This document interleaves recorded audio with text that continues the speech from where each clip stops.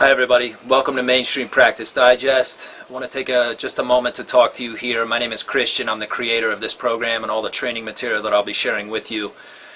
Just want to talk to you very quickly. You know, for a lot of people, I think the expectation is that because you have a degree that you're automatically owed a living and an income. Obviously it sounds ridiculous when you hear it said that way. Nobody really owes you anything, right, in any career at any point in your life.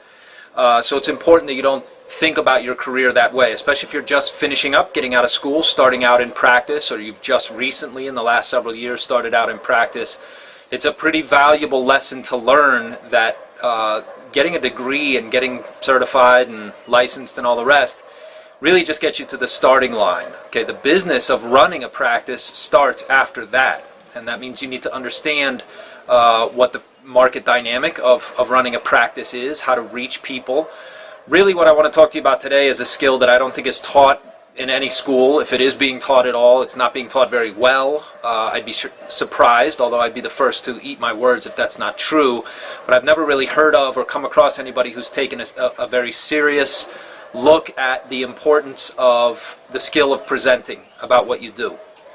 Being able to give a great presentation to people is a new skill for most folks. I think a lot of people have heard the saying that the oft-quoted fact that most people have a greater fear of public speaking than they have of death. I can tell you, though, that after giving tons and tons of talks in front of audiences, from patients to doctors and CEOs of hospitals and medical conferences and all the rest, having nerves in the pit of your stomach is normal, but it's also something like any other skill that can be learned, it can be taught. It can be, you can adopt this for your practice, and so learn a new skill. If you're going to succeed in practice, you need to have new skills. The most important new skill you could add outside of your clinical ability is your ability to present and speak to people. Talking to a group of 1,000 people is not really different than talking one-on-one inside the treatment room. There's some different things that you can do in front of a group that makes your one-on-one consultation and what is essentially a sales pitch to an individual patient a little bit different, because you can educate a group of people all at once and save yourself the effort of having to do it over and over again for each individual.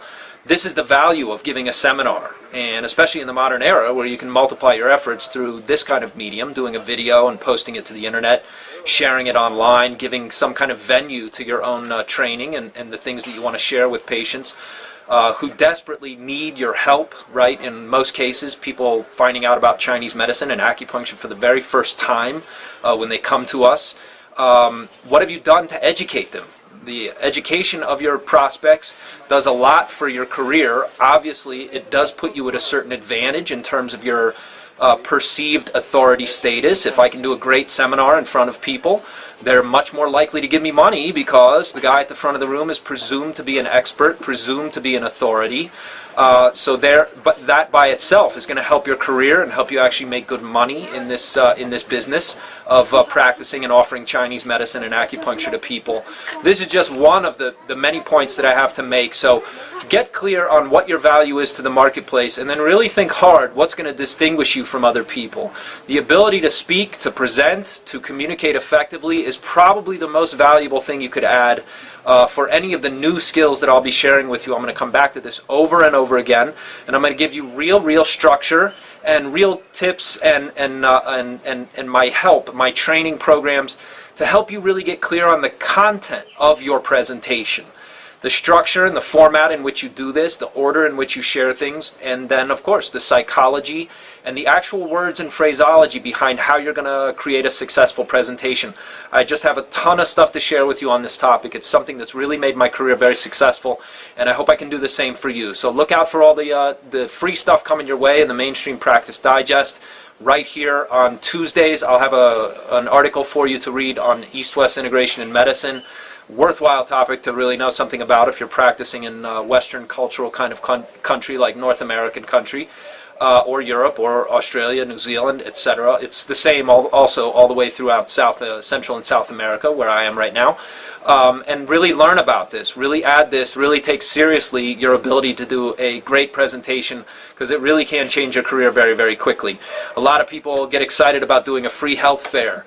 And I think back to my career, and I literally picked up the phone and called Cleveland Clinic, the most famous hospital in North America and one of the most famous in the world, and I asked if I could come do a grand rounds, and they said, sure, and here's what we'll pay you. That was one phone call. So when you think about it, you know, would you rather be doing free treatments at a health fair in your area, or would you rather be talking at Cleveland Clinic to launch your career? I don't think, you know, if you ask the question that way, I don't think there's anybody watching this who's really excited to go do free treatments at a health fair, hoping that somebody's going to come give them money later, when if you learned how to do a great talk in front of doctors, which is what I'm going to teach you in a lot of the material I have coming up, that there's any real comparison there. I hope that's obvious. If you like the free material, consider paying for one of the training programs. You'll be very happy you did. I always guarantee my work. I feel like that's a smart thing to do. I feel like it's a ethical thing to do. I put my name on this material. If you think it's not worth your time or money, just let me know. You'll get your money back. Okay? But in the meantime, you can really make yourself a real expert by learning how to present. Keep an eye out for the rest of the free material coming your way and all the other things I have to share with you in Mainstream Practice Digest. And welcome. And I'll be talking to you again later.